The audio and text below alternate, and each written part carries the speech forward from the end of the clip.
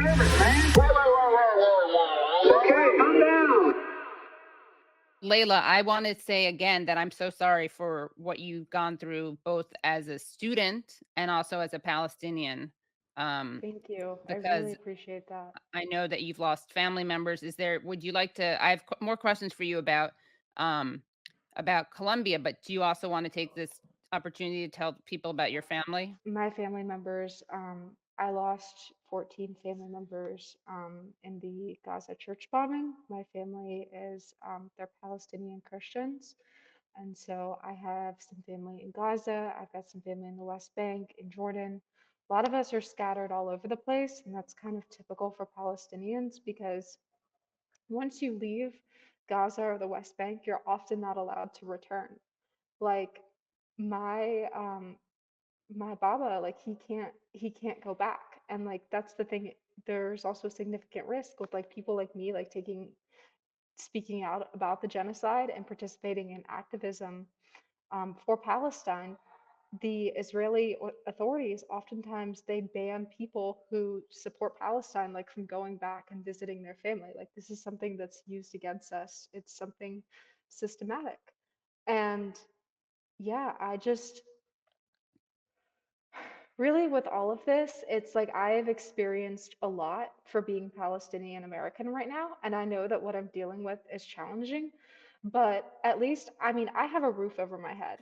I don't have to worry about whether or not my apartment is going to be bombed. I don't have to worry about whether or not how I'm going to get food the next day. Like what I am dealing with is a small fraction of what people in Gaza are dealing with, and that's something that I try to be very aware of as much like because I have gotten a lot of harassment and bullying and intimidation, and a lot of Palestinian students at Columbia have. We've experienced a lot of that.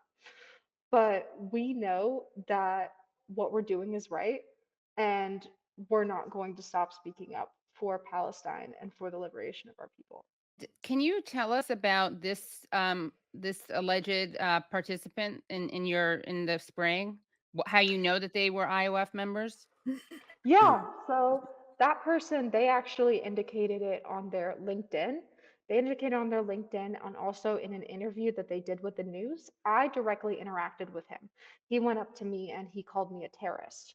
And I looked at him and I was just like, huh? Like what's going on here? He had his phone with me and it's like he was very much trying to get a reaction out of me.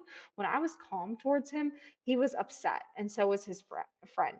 So my thinking is that they probably did this with the spray in order to get some type of reaction out of us when people were calm towards them because they kept on coming up to people and like trying to film people. They were upset, and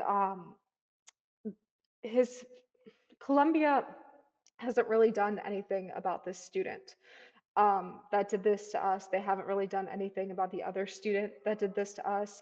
People still see them on campus. People have seen them.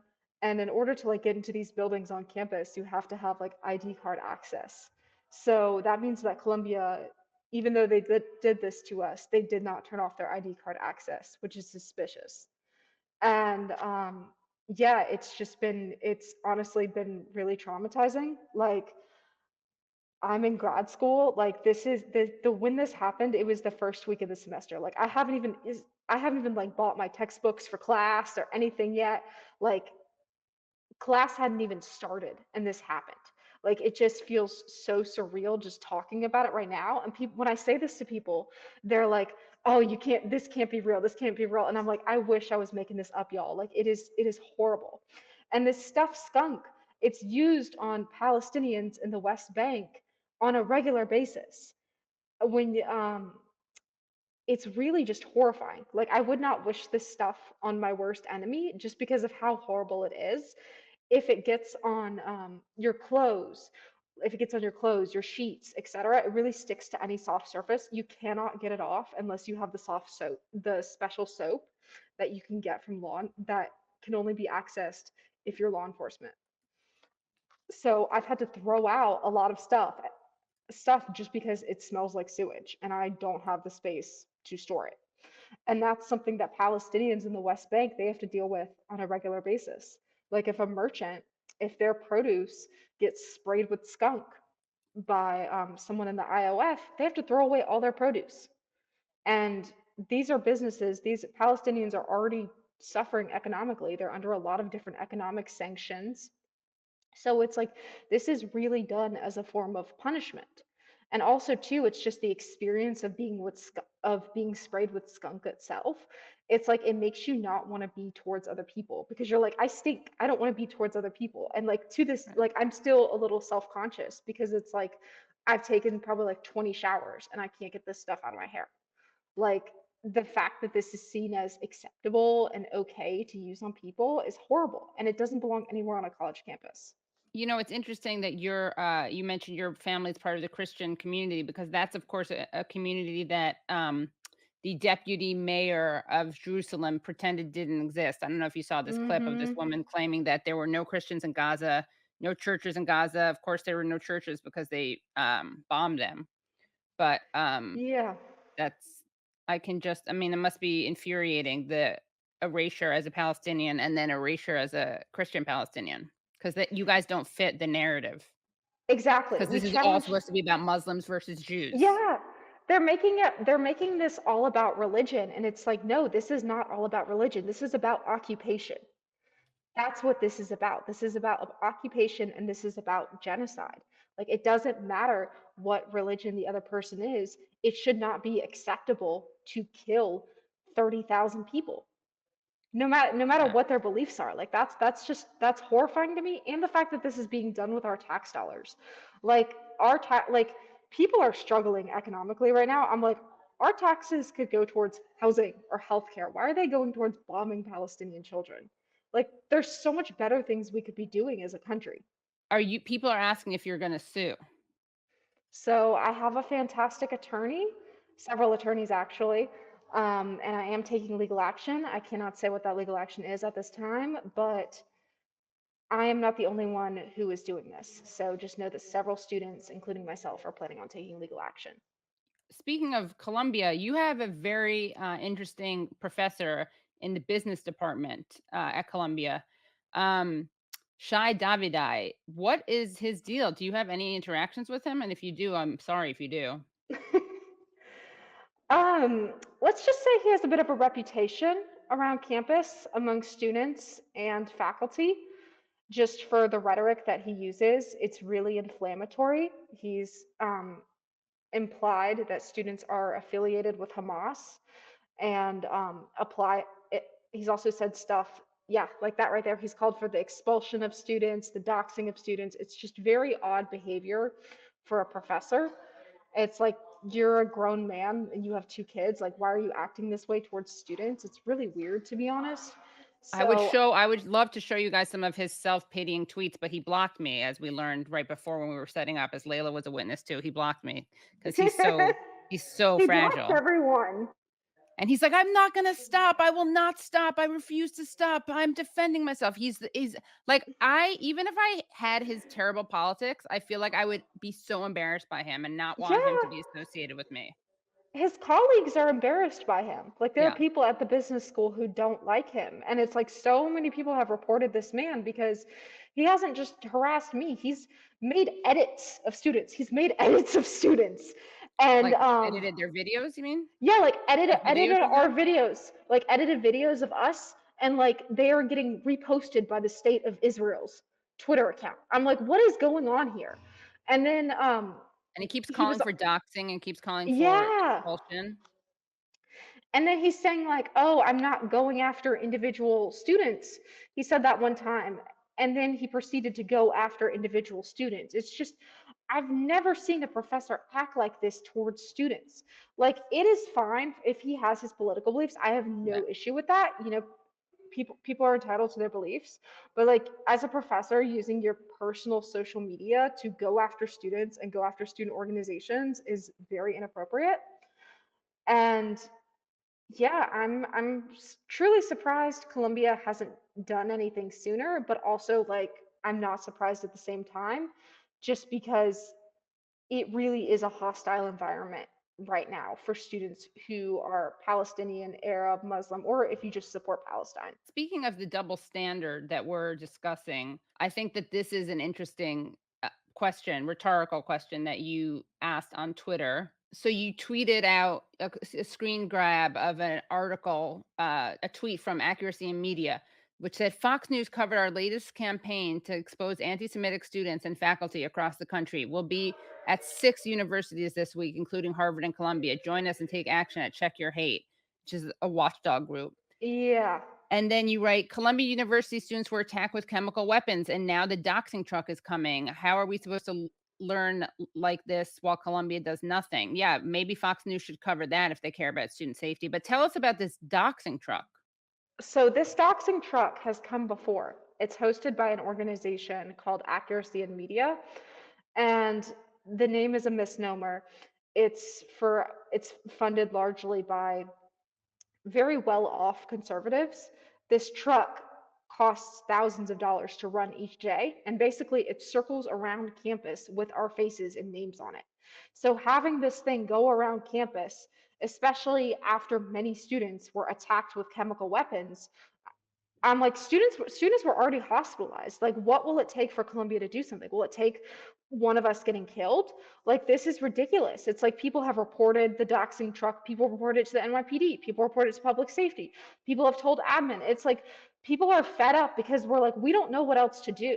Like, I don't want to be here. Like, I'm a nerd. I don't want to be here like tweeting about a doxing truck and stuff. I'm like, I just want to go to class and like feed the pigeons and just like read my books and stuff. I don't want to be doing this.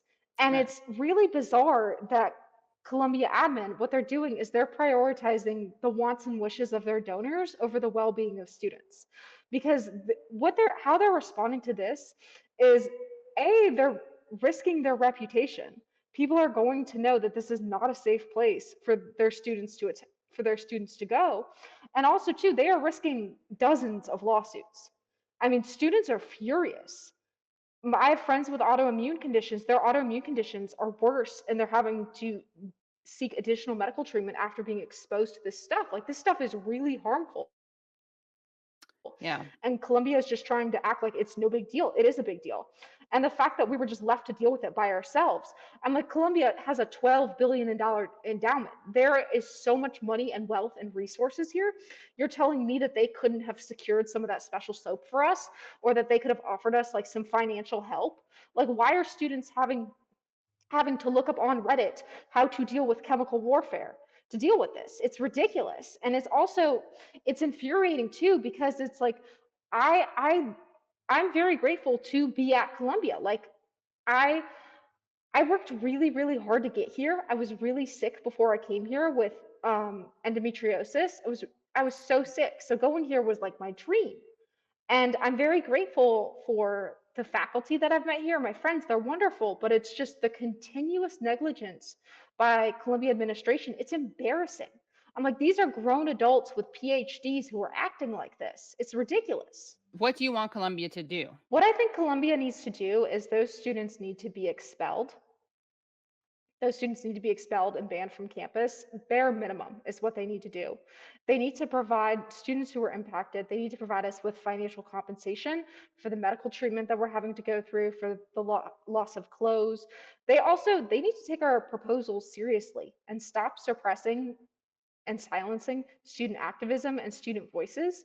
Columbia has been really dedicated to silencing students who stand up for Palestine, and that's simply unacceptable. If you're going to let students express pro-Israel views, you need to let us express pro-Palestine views. I mean, I got in trouble with Columbia. They tried to get me in trouble, and they sent me a conduct notice for talking about my dead family at a teach-in. And I asked them, I was like, what did I do wrong? And they couldn't point to anything in particular that what I did wrong, but they still sent me the notice. And they decided to do this at 10:30 at night during finals. And it's like, how am I supposed to learn and get my degree when I am being sprayed with chemical weapons, when I'm getting conduct notices for talking about my dead family, when there is a doxing truck around campus? It's ridiculous. And it's also too, what also I want to see with them is there needs to be a serious change in leadership, someone that listens to the needs of students and doesn't shove them under the rug. I mean, to this day, like, members of administration and stuff, just now they want to meet with us. Now they're realizing they did something wrong. not 8 or 9 days later. It's like, where was that energy from the start? I would And have also been only because Prem Thacker probably wrote a piece about it and exactly. asked them about it. Yeah. They only did because the press. I mean, like admin was literally overheard talking about students. Admin was overheard saying that like they didn't care that students would just transfer. And Really? it's yeah, Did you overhear that, or someone you know overheard it? someone I know overheard that, so I can't name Sure. names.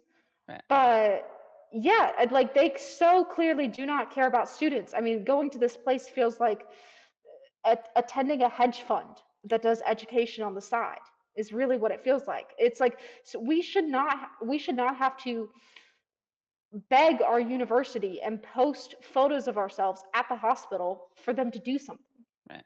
They should be getting you the supplies, finding out what you have, what happened. Also, I forgot to mention this, but Columbia banned or dissembled or took apart Students for Justice in Palestine and Jewish Voice for Peace.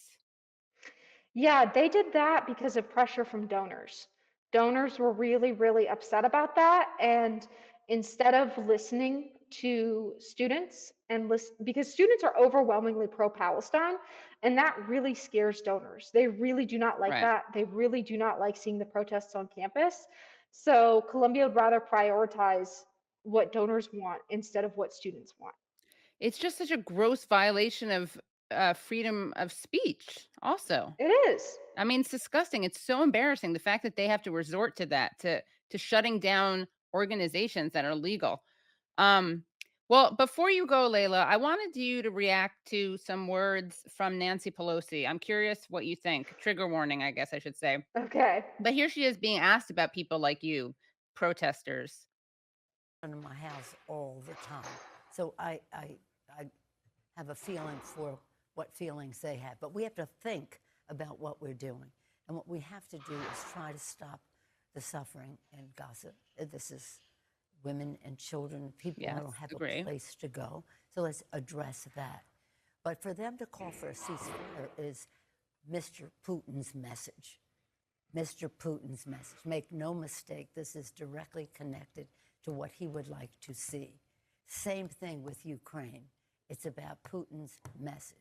I think some of these protesters are spontaneous and organic and sincere. Some, I think, are connected to Russia. And I say that having looked at this for a long time now, as you know. You think some of these protests are Russian plants? I think they're plants. I think some financing should be investigated. And I want to ask the FBI to investigate that. Under my house. Layla, Mhm. are you getting paid by the Russians? I just have to ask you, as someone who's been calling for a ceasefire. I wish. Otherwise, I wouldn't have student loans. I wish I was being paid by the Russians. Yeah. That would be nice. Same. But I know Same. they don't know how to deal. They don't.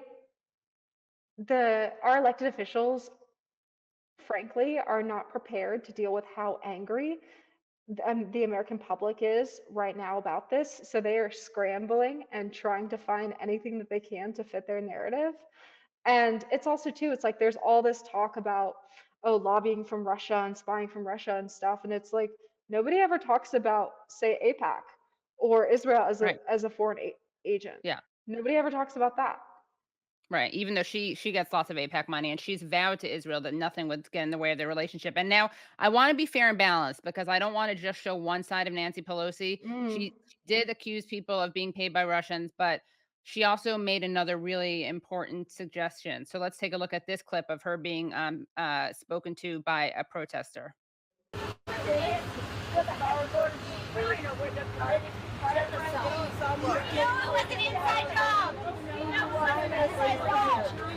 Most of your constituents want stop the genocide, stop the Holocaust. The Democrats want the ceasefire. The Democrats want the ceasefire.